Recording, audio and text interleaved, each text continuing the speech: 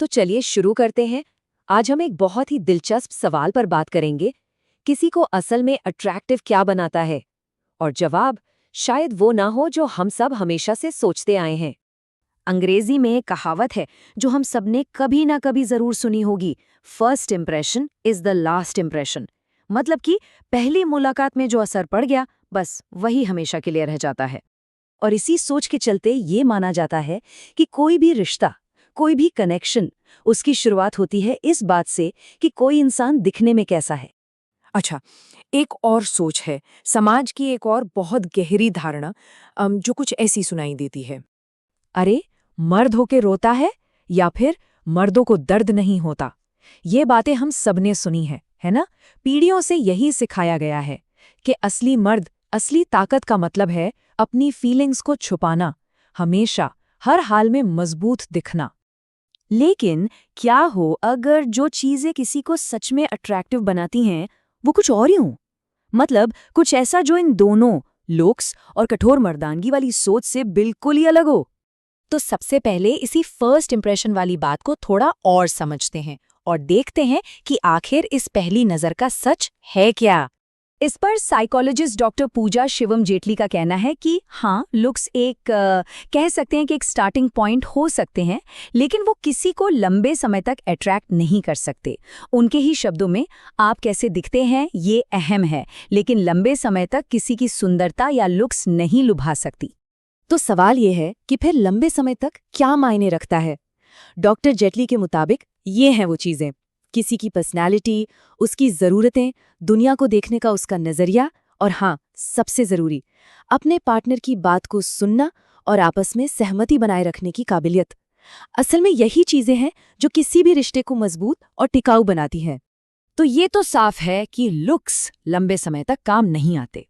तो फिर अट्रैक्शन के असली मायने हैं क्या? आइए देखते हैं कि इस बारे में कुछ डेटा क्या कहता है। अमेरिका में ना एक सर्वे हुआ, उसमें कपल से एक सीधा सवाल पूछा गया, लुक्स के अलावा वे अपने पार्टनर में कौन सी क्वालिटीज सबसे ज्यादा वैल्यू करते हैं। अब यहाँ एक दिलचस्प सवाल है, जरा सोचिए, अट्रैक्टिव क्वालिटीज की लिस्ट में लोगों ने सबसे नीचे, मतलब लीस्ट इंपॉर्टेंट, किसे रखा होगा? कोई अंदाजा है? जवाब काफी सरप्राइजिंग है। जो चीजें सबसे नीचे थीं वो थी फाइनेंशियल सिक्योरिटी और एक अच्छा घर होना। जी हाँ, ये चीजें लोगों के लिए सबसे कम जरूरी थीं। तो फिर लोगों ने जरूरी किसे माना? सर्वे में सबसे ऊपर जो क्वालिटीज थीं वो थी एग्रीएबलनेस, यानी पार्टनर की बातों से सहमति रखना, एक्सट्रोवर्ट होना और इंटेलिजेंस। इन चीजों को फिजिकल अट्रैक्शन से भी कहीं ज्यादा जरूरी माना गया। तो मतलब साफ है, कैरेक्टर लुक्स या पैसे से कहीं ज्यादा मायने रखता है। अच्छा, अब इस पर्सनैलिटी वाली बात को मर्दानगी की उस धारणा से जोड़कर देखते हैं जिसके बारे में हमने शुरू में बात की थी, और समझते हैं कि ये टॉक्सिक मैस्कुलिनिटी या जहरीली मर्दानगी आखिर है क्या चीज़। प्रोफेसर डॉक्टर अमीर सुल्ताना इसे एक सोशल कंस्ट्रक्ट कहती हैं। मतलब ये समाज की बनाई हुई एक चीज़ है।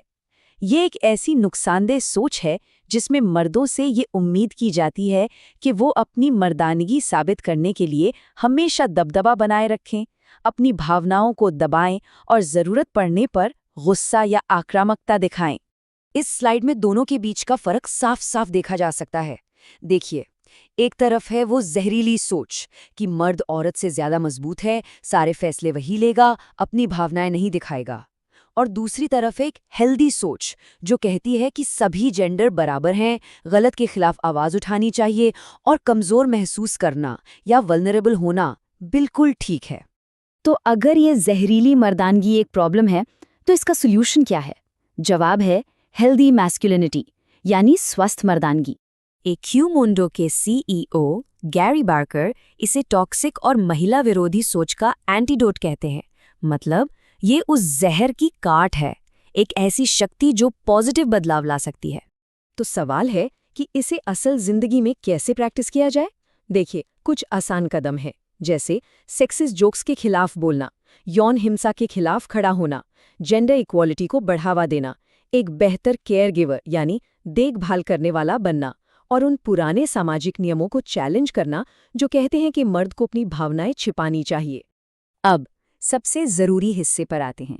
चलिए, जो दो बातें हमने अब तक की, अट्रैक्शन और मैस्कुलिनिटी, उन्हें एक साथ जोड़कर देखते हैं कि आकर्षण और इंसानियत का ये मेल कैसा दिखता है। और यही है इस पूरी चर्चा का सबसे दिलचस्प मोड़। इस स्लाइड को जरा ध्यान से देखिए। एक तरफ हैं वो क्वालिटीज जिन्हें लोग सबसे ज्यादा अट्रैक्टिव मानते हैं, अग्रीबलनेस यानी सहमति रखना, एक अच्छा लिसनर होना, सहानुभूति रखना।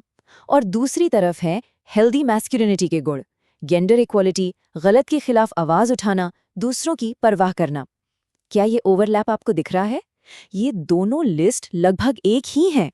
डॉक्टर अमीर सुल्ताना की ये बात इस पूरी कहानी का सार है। वो कहती हैं, एक अच्छा मर्द वही हो सकता है जो पहले एक अच्छा इंसान हो। तो इसका मतलब क्या हुआ? मतलब ये कि असली ताकत और लंबे समय तक चलने वाला अट्रैक्शन लुक्स या दबदबे में नहीं है, वो है कैरेक्टर में, एम्पैथी में और दूसरों के लिए रिस्पेक्ट में। तो आखिर में एक सवाल सबके लिए, अगर एक अच्छा इंसान होना ही सबसे अट्रैक्टिव क्वालिटी है, तो ये बात हमारे पार्टनर चुनने के तरीके को और हाँ, खुद को देखने के हमारे नजरिए को कैसे बदल देती है?